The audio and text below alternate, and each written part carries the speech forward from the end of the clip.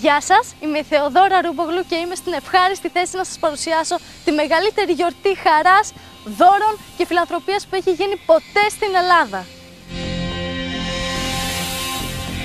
Το θέμα μας: πάνω από 2.000 γυναίκες ηλικίας από 18 έως 45 ετών, ανεξαρτήτου ύψους και βάρους, κατόπιν κλήρωσης, θα φορέσουν το δεκάποντα τακούνια, επιχειρώντας να διασχίσουν εντός του λιμένα 1.200 μέτρα υπερυψωμένη πασαρέλα σε λιγότερο από 3 ώρες. Ο βαθμός δυσκολίας: οι κοπέλες που θα περπατήσουν τη μεγάλη απόσταση 1.200 μέτρων θα πρέπει να προσέχουν να μην στραβοπατήσουν, πέσουν ή χάσουν το ρυθμό τους καθ' όλη τη διάρκεια της διαδρομής. Εάν η προσπάθειά μας είναι επιτυχής, κερδίζουμε την προβολή της πόλης σε όλα τα μέσα του πλανήτη λόγω της καινοτόμου ιδέας.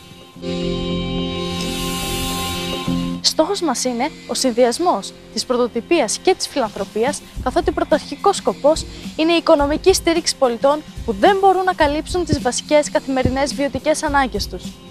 Έχοντας λοιπόν ως σκοπό την παροχή οικονομικής βοήθειας και στήριξης σε ανθρώπους που έχουν ανάγκη, θα διανεμηθεί ποσό ύψους 100.000 ευρώ σε κοινωνικά πατοπολία, συσίτια, τράπεζες ανέργων, καθώς και σε ιατρικές κοινωνικές υπηρεσίες. Η εν λόγω διοργάνωση δεν είναι η διεξαγωγή μιας όμορφης εκδήλωσης και μόνο, αλλά στόχος μας είναι η κατάρριψη του ρεκόρ της φιλανθρωπίας, της αρρωγής και της συνδρομής όλων των οργανισμών και φορέων σε ανθρώπους που πραγματικά έχουν την ανάγκη της φιλανθρωπίας μας. Για τους πολίτες που θα στηρίξουν με οποιοδήποτε τρόπο την προσπάθειά μας, το πρόγραμμα της εκδήλωσης θα έχει ως εξής: το μεγάλο παγκόσμιο ρεκόρ με πάνω από 2.000 γυναίκες, τη μεγάλη εμπορική έκθεση από τοπικά καταστήματα και επιχειρήσεις, τη μεγάλη συναυλία με επώνυμους καλλιτέχνες της εγχώριας showbiz, την εμπορική έκθεση αυτοκινήτων, πολλές διαδοχικές κληρώσεις μεγάλων δώρων προς το κοινό